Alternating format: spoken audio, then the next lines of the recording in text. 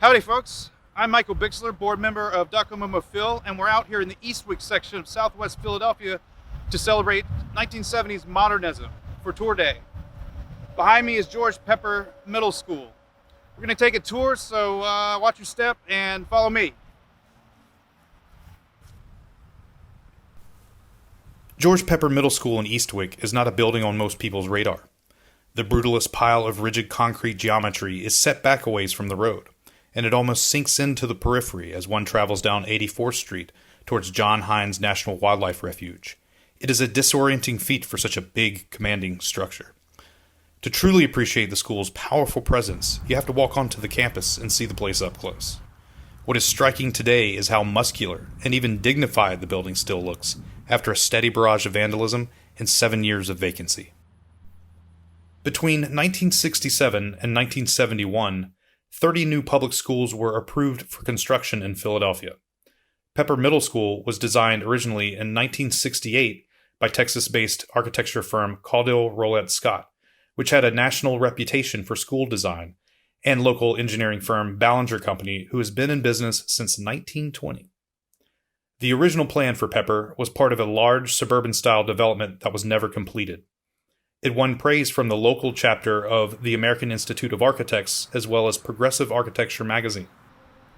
However, the original plan was panned by the Philadelphia Art Commission for, quote, lacking the humanity element and, quote, being entirely too concentrated. Construction was stalled for 2 years. Another row with the Art Commission in 1973 delayed the project even further, and the school didn't officially open until 1976. The school's namesake, George Wharton Pepper, was a lawyer, a law professor at the University of Pennsylvania, a Christian activist, and a Republican politician. He represented Pennsylvania in the United States Senate and founded the law firm of Pepper Hamilton. Former Mayor Michael Nutter and the School District of Philadelphia closed Pepper in 2013, following the vote to shutter 23 other public schools across the city. Pepper Middle School served over 400 5th through 8th grade students, of which over 80% lived below poverty level.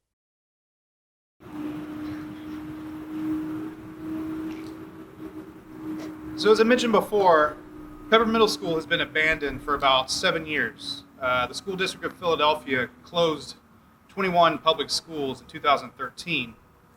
And although the building has sat vacant, vandalized, completely underutilized, there has been one kind of silver lining, and that is that it served as a canvas for all this incredible graffiti. Every year, every month, there's more and more layers of color, which is kind of jarring to see on such a muscular building in the brutalist style, but it works. It enlivens the facade. It really shows that the building is still alive and still has potential. And then there's the trash. Old mattresses, piles of clothes, and mountains of used car tires.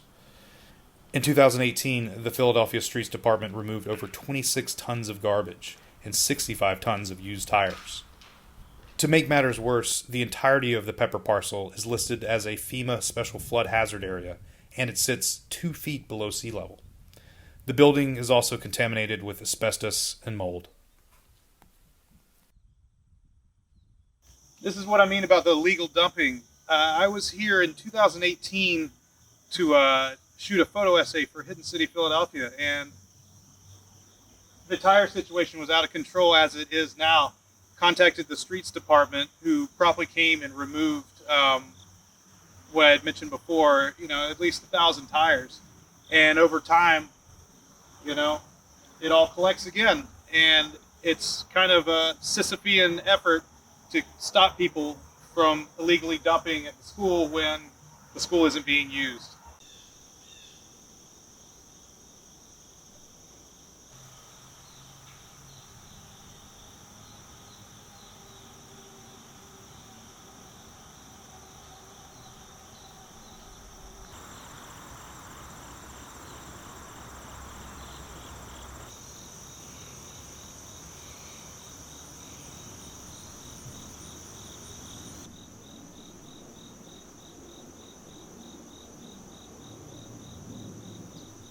So along with used tires, there's a lot of illegal dumping of household items like televisions, other appliances, mattresses, you name it. The city can only monitor the school so much, but it does get to the point where it becomes a little out of control.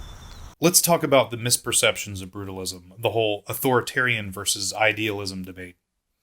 The term brutalism comes from the French béton brut, or raw concrete, as opposed to the literal word for suffering, brutal. The term brutalism was coined by Swedish architect Hans Asplund in 1949. British architectural historian Rainer Banham popularized the term in his 1955 essay, The New Brutalism. However, the term quickly evolved into a literal interpretation of the style and has since become a derogatory term. There's this preconceived notion that brutalist buildings were designed to be menacing, authoritarian, and prohibitive, like a fortress, a bunker, a prison. But modernist architects at the time didn't see it this way at all. This is civic-minded architecture.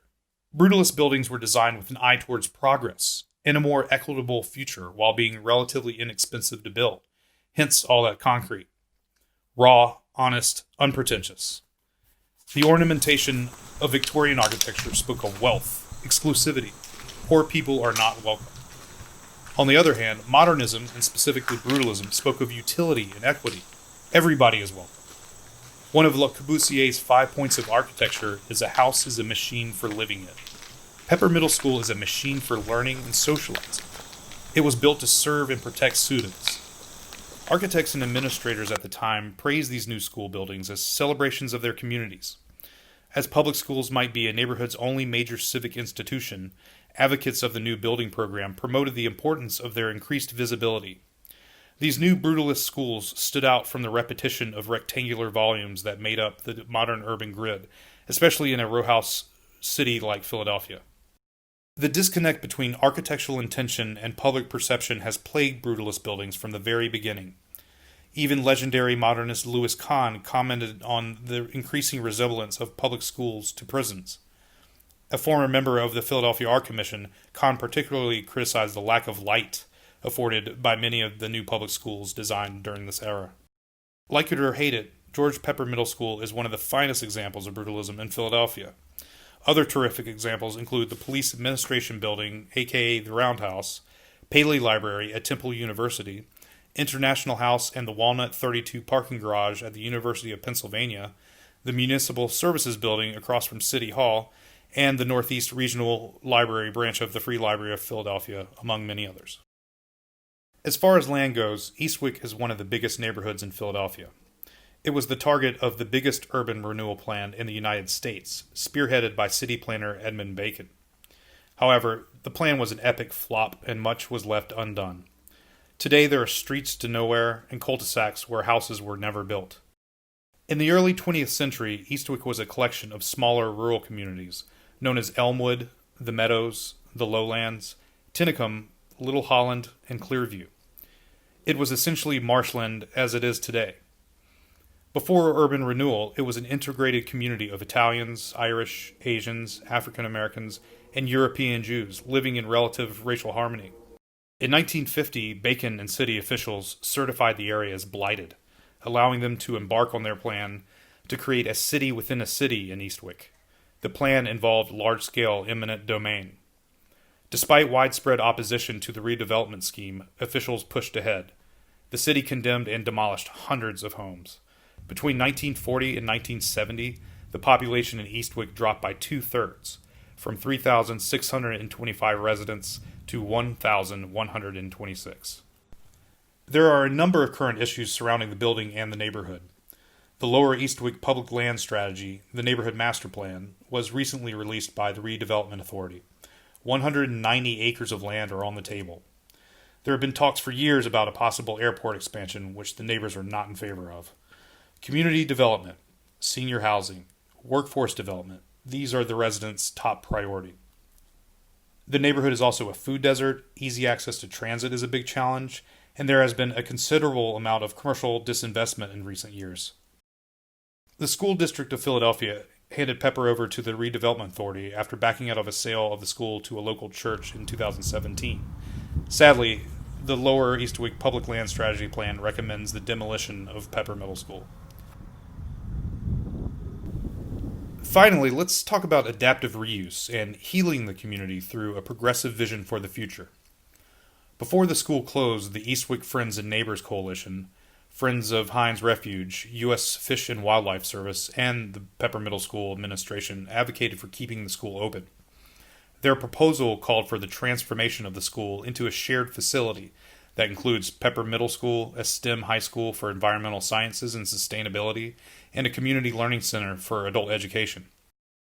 The Philadelphia Orchard Project, whose mission it is to plant orchards in the city of Philadelphia that provide healthy food, green spaces, and community food security, partnered with the Urban Nutrition Initiative and began planting apple, Asian pear, cherry, Juneberry, and fig trees in a 40 by 80 foot patch of land next to the auditorium. Raised vegetable beds were also established. There were plans for berry bushes, including blueberries, raspberries, honeyberries, plus perennials and ground cover plants, and eventually a grape and kiwi arbor.